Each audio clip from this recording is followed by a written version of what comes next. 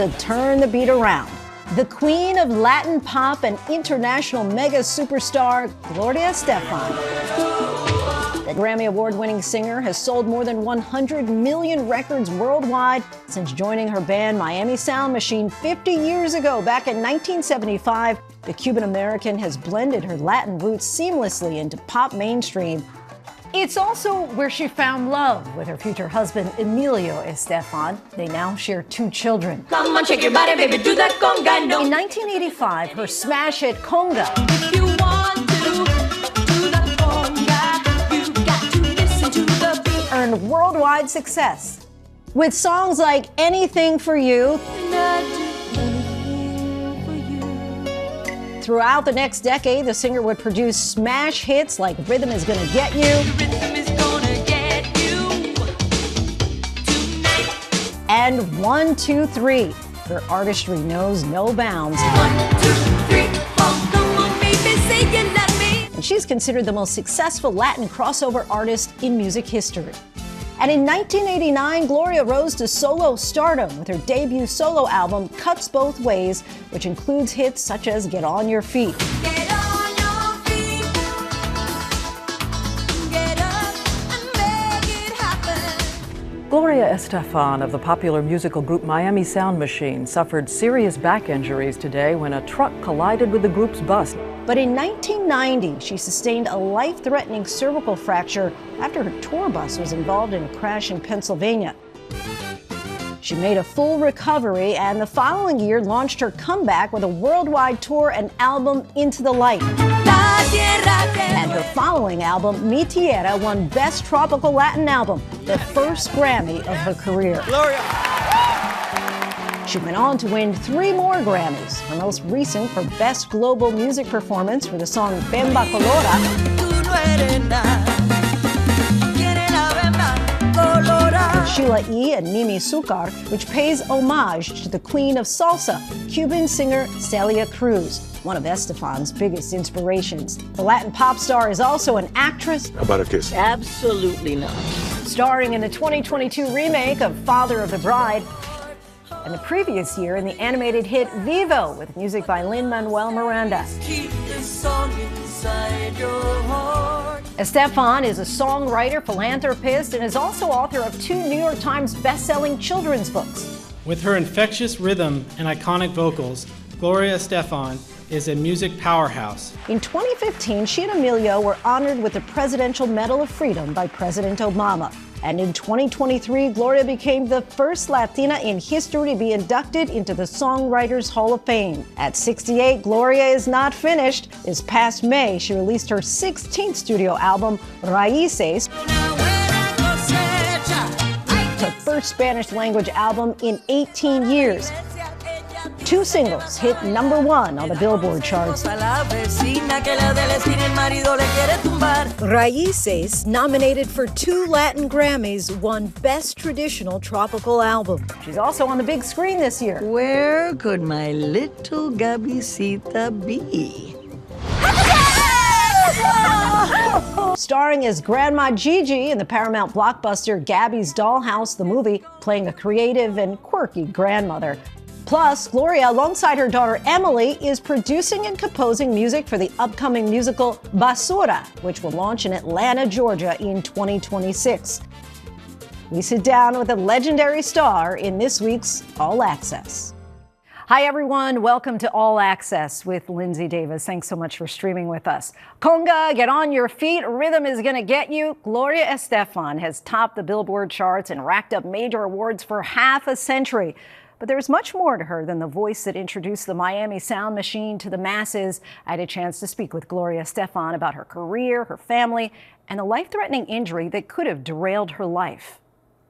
What is your first reaction when you look around and see all these different monumental moments from your life? It's like an album. I remember where I was. There's one back here that was 1999 when we did opening of the Miami Airlines Arena. You know the moments, when they were, where you were. Absolutely. Well, the particular ones you chose, I absolutely knew where I was. So 50 years. First of all, a huge congratulations Thank for you. being in the music industry for 5 decades. How does it feel to hit such an impressive milestone? Honestly, it doesn't feel like 50 years. It feels like yesterday.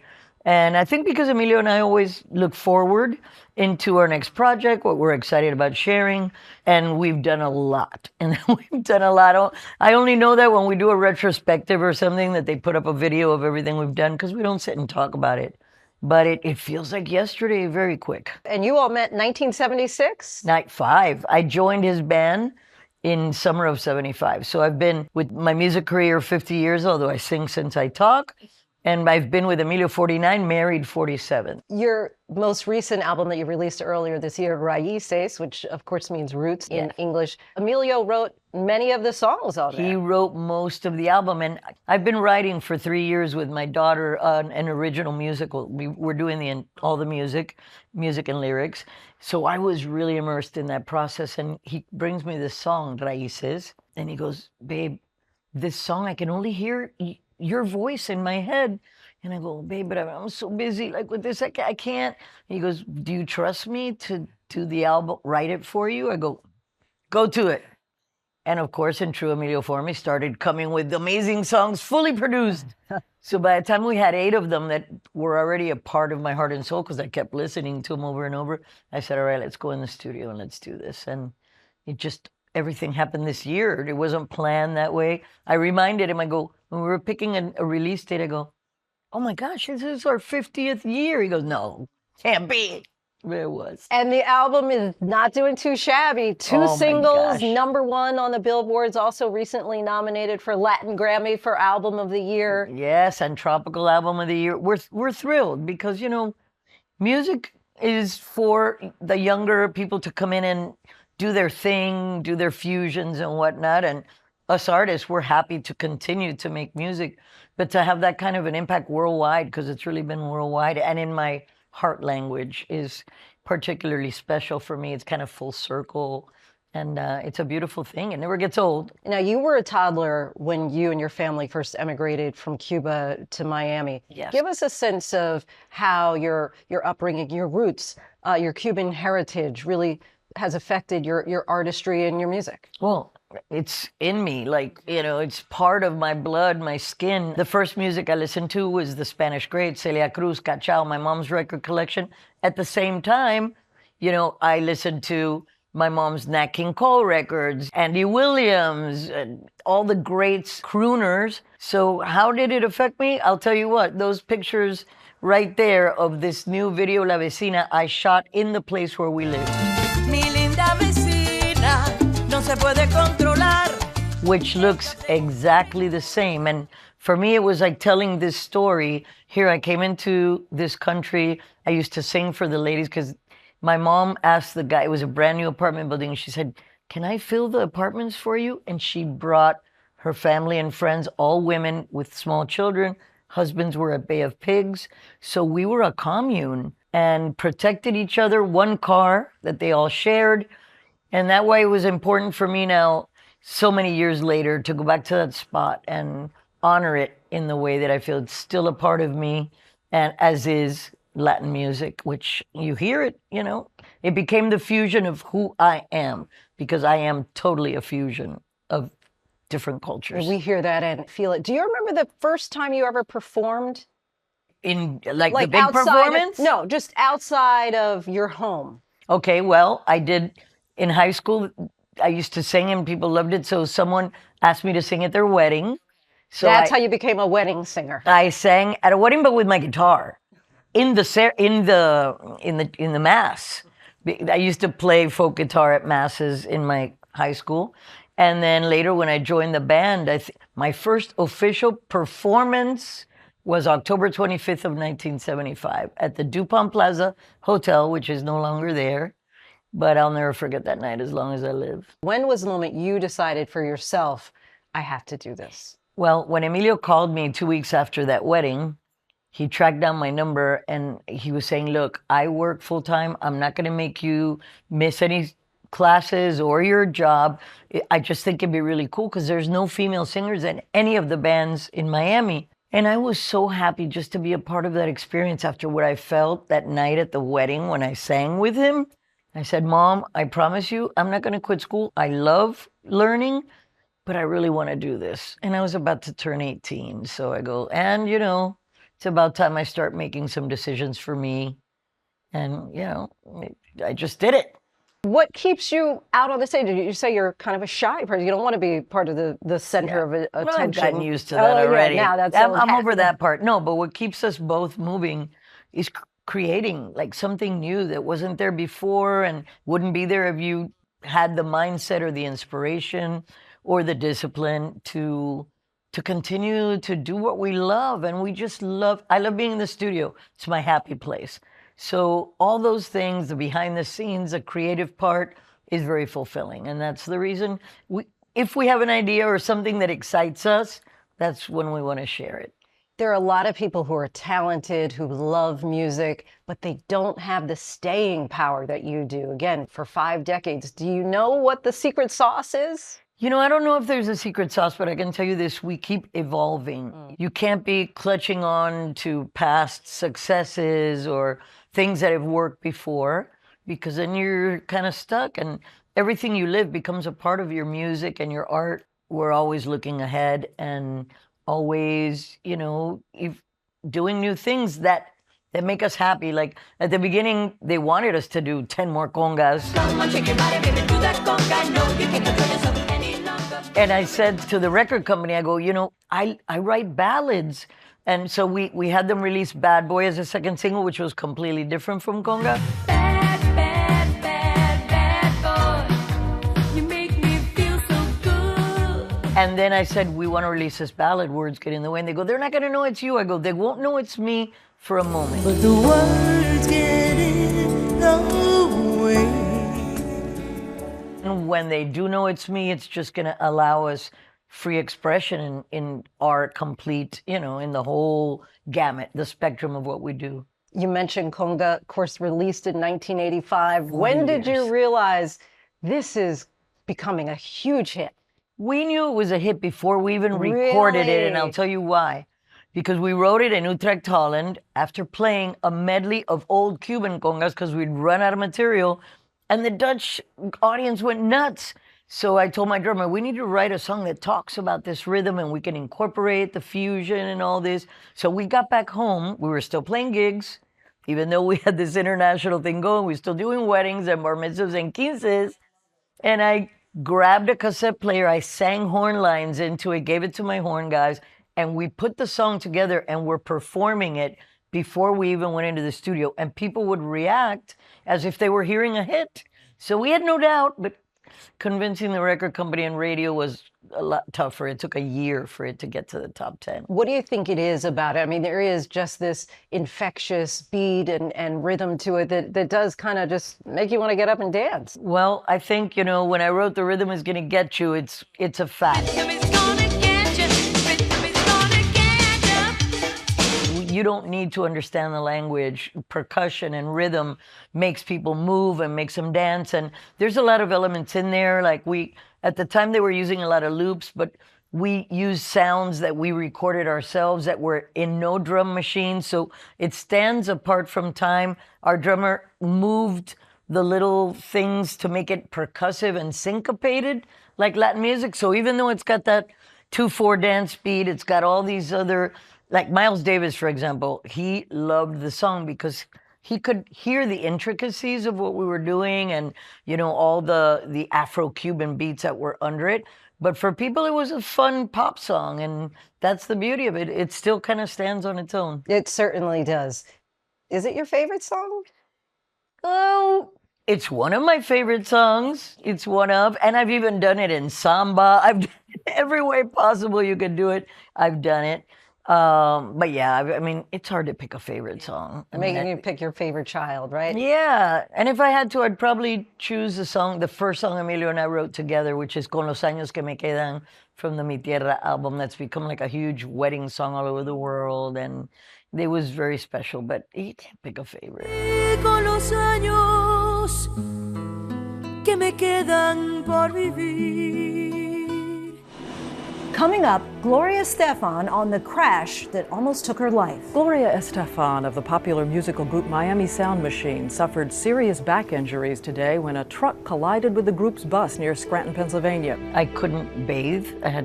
We brought a nurse to help, but Emilio had to bathe me. And I'm a super independent person. I couldn't brush my teeth. I couldn't stand up. I couldn't flip over. And the upcoming project she's working on with her daughter. We continue to turn the beat around with Gloria Estefan next on All Access.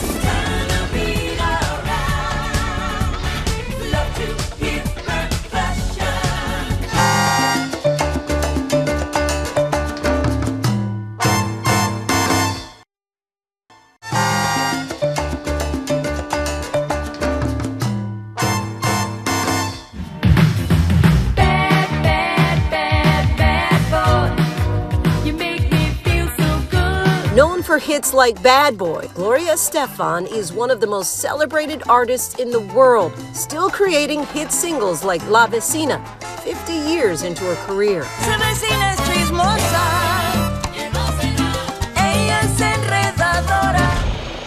But there was a time when her future was uncertain. The singer Gloria Estefan, who was injured when her bus and a truck crashed in Pennsylvania.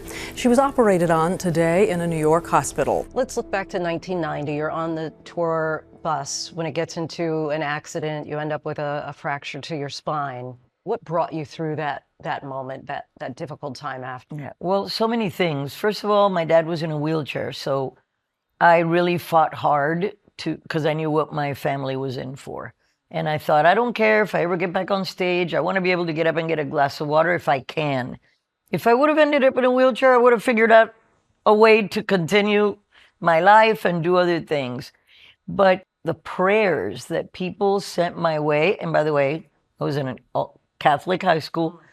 Prayer was something that, we did it, but it was just something that you did for school. Ritual or tradition. But it wasn't until I was the recipient of millions of prayers, because it was worldwide, that I felt like I was plugged into the wall. It was like, I can't describe to you that feeling. And my family would come in the room and I'd say, I'm going to be okay. And they thought I was delusional and they were crying and all this business. And I said, I feel it. And I would channel those prayers in and imagine nerves reconnecting in my spine. I kind of internalized it. Now they call it visualization. It's a big part of recovery and healing for people that are going through cancer and a million other things. But I felt it in my skin. It buoyed me. It made me feel powerful. It's hard to describe, but it was very clear and undeniable. Did you ever have a moment where you thought, I may not make it out of this? Absolutely. When I got home, the first couple of weeks, the adrenaline is getting you through the impact of the emergency. Then I was another 2 weeks in the hospital there. It wasn't until I came home and realized that I could do nothing by myself. I couldn't bathe. We brought a nurse to help, but Emilio had to bathe me. And I'm a super independent person. I couldn't brush my teeth. I couldn't stand up. I couldn't flip over. Every 45 minutes, Emilio would have to kind of walk me a little bit to get my body to move. And he was so phenomenal. But I had like a good 2 weeks where I would cry at the drop of a hat. And then after I let myself grieve, because I studied psychology, those stages of grief. Yep. So I knew that this was natural. I was grieving my body, the person that I was. And then I said, okay, that's it.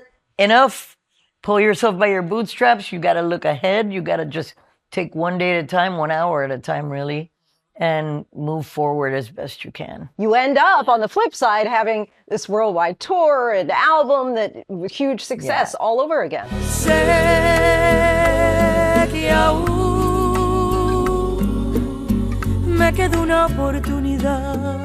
You're working on a musical with your daughter, Basura. Yes, obviously absolutely. Trash in translated to English. Tell us about what we can expect on stage, starting off in Atlanta. Absolutely. Well, Basura is based on the recycled orchestra of Cateura, Paraguay. So Emily and I really focused on doing all the types of music that this orchestra plays. They make their instruments out of trash because first, they couldn't afford instruments. Secondly, where they live off the grid next to this landfill, they have mudslides, they have ash storms, floods. It's insane. So the instruments, real instruments, couldn't really survive there.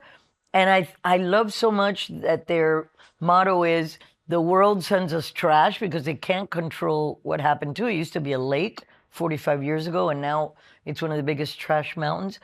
The world sends us trash and we give back music. And it's so inspirational and so wonderful and such a story of hope that I think we need to see that kind of thing. We need to empower our kids and bring some joy. And you and your daughter created all new music. All new music, all original music. And I'm so excited about it. I'm so excited because those are the kinds of things like I think to myself, well, when they first invited me and I excitedly said yes, this is 2019, I go, oh my gosh, this is, and then I went home and I go, what did I just accept? We have to write a complete, it's like 2 albums worth of material, original, but it's been an incredible process and I've loved every minute of it. How has it been working with your daughter? I love it. I secretly did that so we could spend more time together because, you know, she's got her own thing going on. But it's been great. I mean, musically, we both just are so in sync and so excited about music. She loves it. She grew up around it. So even though she's got her own style and everything, she's the best musician of all of us. I mean, even singing. Obviously, your own grandmother was so monumental for you. Is there a piece of advice that you pass along now as a grandmother yourself? Absolutely. I get asked a lot. So I always say, you know, the hardest thing for any of us, I think, is to find what makes us actually happy and passionate about getting up every day and doing it. And I always tell the younger people that I meet, you know, find that, because if you're able to live the majority of your life, which is what work is, doing something you love, that's already success right there. And you'll be happy the majority of the day. So try to find what truly makes you happy, not what your mom or dad says makes you happy, not what society says, not what, you know, anybody else might tell you. See what really makes you excited about getting up every day. All right, we're going to just do some rapid fire questions. Your biggest inspiration for you musically growing up? Celia Cruz. And as a human being as well. She was incredible. Favorite song, not necessarily of yours, but in general? That is so hard. Asking a musician for a favorite song, but any Carole King song, absolutely. Is there a certain mantra that you live by? Who knows anything is pretty much my mantra, and just keep learning. If you have a day off, you've said you'd like to have more vacation. If you have a day off, nothing happens to be on your schedule, what's your happy place? What are you doing? Where are you? Oh, I'll hop on my boat that's parked behind my house, and I'll just go out and be in nature, or riding bike. We have a home in Vero Beach. I love being outside, hugging a tree, something that has to do with being outside. You said that you and Emilio both look forward to what's next. Have you ever thought about your legacy, how you want to be remembered ultimately? I wrote a song about it years ago. It's called Remember Me With Love.